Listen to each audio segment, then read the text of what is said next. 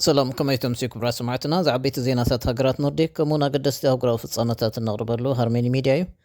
ከምወትሩ ንሎም ረቡዕ 16 ጥቅምቲ ዘዳለናዮም ሓፀርቲ እዋናዊ ዜናታት ተስዒብና ክነቕርበልኩም ኢና። ብቐንዲ ነጥብታቶም ክንፍልም ወጻኢታት ምክልኻል ሽወደን ብልዕሊ 50 ሚእታዊት ክዓቢ ምዃኑ፣ ፈረንሳዊ ኮኸብ ተፃዋታይ ኩዕሶ እግሪ ኪልያን ምባፔ ዝሓለፈ ሰሙን ናብ ስቶክሆልም ድሕሪ ዝገበረ ዑደት ፆታዊ ዓመፅ እንትምካን ፈፂሙ ክኸውን ይኽእል እዩ ብዝብል ብፖሊስ ሽወደን ይምርመር ምህላው፣ ሰባት ኣብ ኤጀንሲ ግብሪ ሽወደን ቅድሚ ምስርሖም ወይ ስራሕ ቅድሚ ምሕታቶም ነቲ በዓል መዚ ዘካይዶ ናይ ፀጥታ ምርመራታት ክሓልፎ ይኽእሉ የለውን ክትብል ኣገልግሎት ዜና ሬድዮ ሽወደን ምሕባራ፣ ኣሜሪካ ንመንግስቲ እስራኤል ኣብ ውሽጢ 30 መዓልታት ኣብ ቃዛ ህፁፅ ተበፃሕነት ሰብኣዊ ሓገዝ ክረጋግፅ እንተዘይክኢሉ ገለ ወታደራዊ ሓገዝ ከተቋርፅ ምዃና ምትሕስሳባን ካልኦትን ዜናታት ሒዝናልኩም ቀሪብና ኣለና። ንምክትታልኩም ደጊምና እናዓደምና ሕጂ ብቐጥታ ናብ ዝርዝራቶም። ወጻኢታት ምክልኻል ሽወደን ብልዕሊ 50 ሚእታዊት ክዓቢ እንከሎ ወታደራዊ ምክልኻል ድማ ክሳብ 2030 ሰራሕተኛታቱ ብ30 ሚእታዊት ክዕብዮም ምዃኑ መንግስቲ ንዝቕፅሉ 5 ዓመታት ዘውፅኦ እማሚ ምክልኻል ሓቢሩ።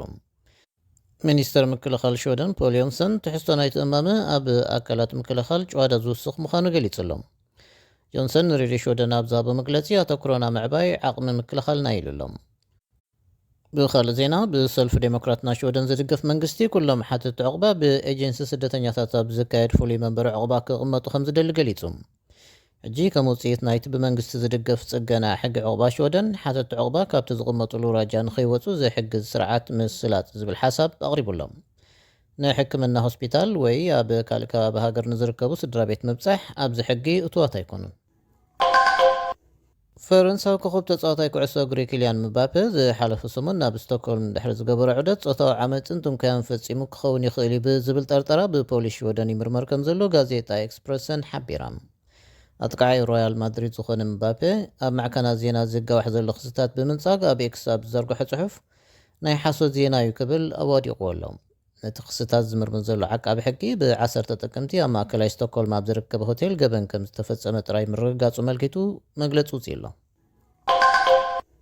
መንግስቲ ምስ ሽወደን ታሪኻዊ ምትእስሳር ዘሎ ኣብ ደቡባዊ ዩክሬን እትርከብ ቁሸት ጋማልስ ቨንስክቢ ንምድጋፍ 2 ሚልዮን ክሮና መዲቡ።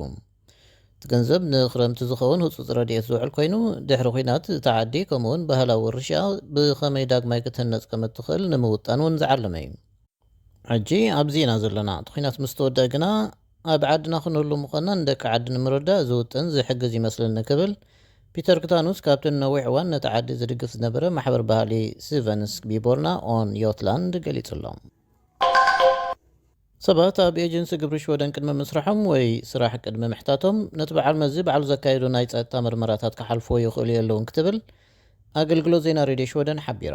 ኣብነታት ናይቶም ክህልዎ ዝኽእሉ ሓደጋታት ፀጥታ ዘመድካ ወይ ዓርክኻ ኣብ ገበን ይሳተፍ ምህላው ምስ ሩስያ ወይ ኢራን ምትእስሳር ምህላዎም ይርከብዎም።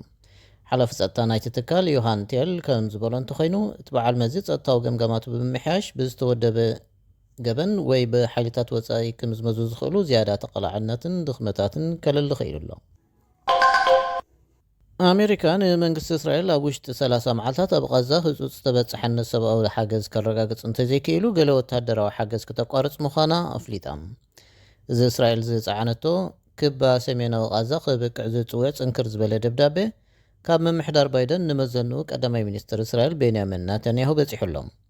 ኣብ ሰሜናዊ ክፋል ቃዛ ዘሎ ኩነታት ተስፋ ዘቑርጭ ዝበለ ውድብ ሕቡራት ሃገራት ድሕሪ ልዕሊ 2 ሳምንታት ናብቲ ከባቢ ፈላማይ ሓገዝ መግቢ ከብፅሕ ምዃኑ ገሊጹሎም።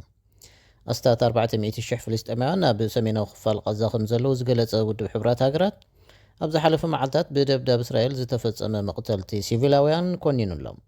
እስራኤል ነቶም ኣብ ሰሜን ዳግማይ ዝተጠርነፉ ዕጡቓት ሓማስ ካብ ስሮም ተመሕሞም ከም ዘለያ ትገልጽ።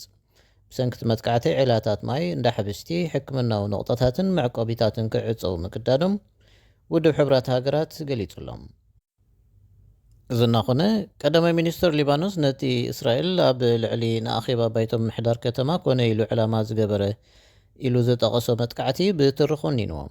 ቀዳማይ ሚኒስትር ናጂብ ሚካቲ ዝሓድሽ መጥቃዕቲ ምስ ኩሉ እቲ እስራኤል ኣብ ልዕሊ ሰላማውያን ሰባት ዝፈጸመቶ ገበናት ተደሚሩ ውጥን ናይቲ ጎበጣን በደልን ብስቕታ ዝሓልፍ ዓለም እዩ።